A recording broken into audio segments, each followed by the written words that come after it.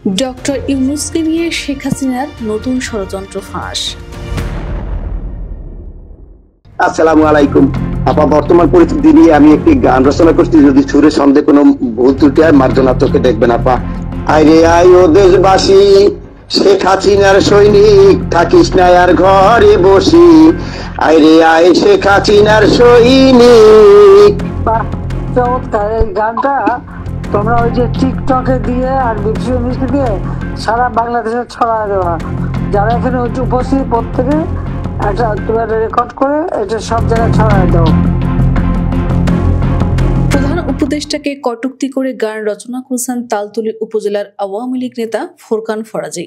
ওই গান তিনি ক্ষমতাচ্যুত হয়ে ভারতে পালিয়ে যাওয়া শেখ হাসিনাকে শুনিয়েছেন। শেখ হাসিনা ওই গান শুনে তাকে টিকটক সহ সামাজিক যোগাযোগ মাধ্যমে ছড়িয়ে দেওয়ার নির্দেশ দেন। এমন একটি ফোনালাপ গত 18 মার্চ মঙ্গলবার রাতে সামাজিক যোগাযোগ মাধ্যমে ছড়িয়ে পড়েছে। এই ফোনালাপ ভাইরাল হওয়ার পরপরই ফোরকান ফরাজি এলাকা ছেড়ে পালিয়েছেন। দ্রুত ফোরকানকে বিচারের আওতায় আনার দাবি জানিয়েছে তালতলী উপজেলা বিএনপি। এ ঘটনায় বুধবার বিকেলে উপজেলা বিএনপি শহরে বিক্ষোভ মিছিল ও প্রতিবাদ সভা করেছে। জানা গেছে, তালতলী উপজেলার সোনাকাটা ইউনিয়নের লাউপাড়া গ্রামের মোহাম্মদ ফরাজির ছেলে ফোরকান ফরাজি। তিনি ওই ইউনিয়নের লাউপাড়া ওয়ার্ড আওয়ামী লীগ সভাপতি। তিনি প্রধান উপদেষ্টা ডক্টর মোহাম্মদ ইউনূসকে কটূক্তি করে গান রচনা করেছেন। ওই গান তিনি সাবেক প্রধানমন্ত্রী শেখ হাসিনাকে ফোনে শুনিয়েছেন।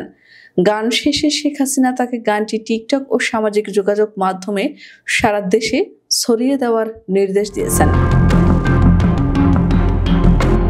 ক্ষমতাচ্যুত শেখ হাসিনাকে ফোরকান ফোনে সালাম দিয়ে বলতে শোনা গেছে, আমি সোনাকাটা ওয়ার্ড আওয়ামী লীগ সভাপতি ছিলাম। আপা, বর্তমান পরিস্থিতি নিয়ে একটি গান রচনা করেছে।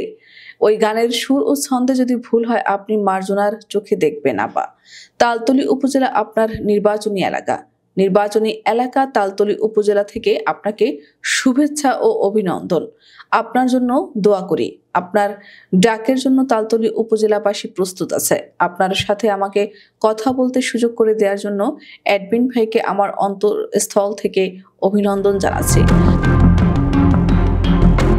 আপা, আপনার জন্য একটি গান রচনা করেছি। শেখ হাসিনা তাকে গান গাইতে নির্দেশ দেন। ফোরকান তার কণ্ঠে গানটি শেখ হাসিনাকে শোনান।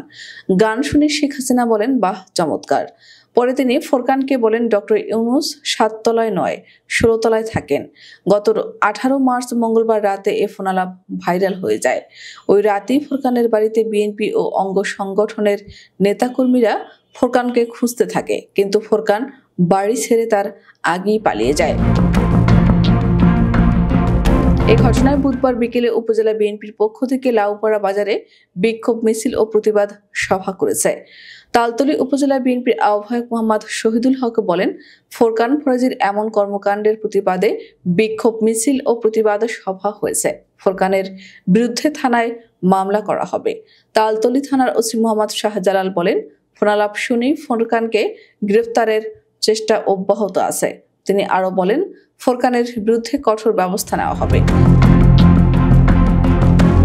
প্রসঙ্গত, গত 5 আগস্ট দেশ ছেড়ে পালিয়ে যাওয়ার পর থেকেই ফ্যাসিস্ট শেখ হাসিনা একের পর এক ষড়যন্ত্রে লিপ্ত রয়েছেন, কিন্তু আজ পর্যন্ত কোনো ষড়যন্ত্রে সফল হতে পারেননি।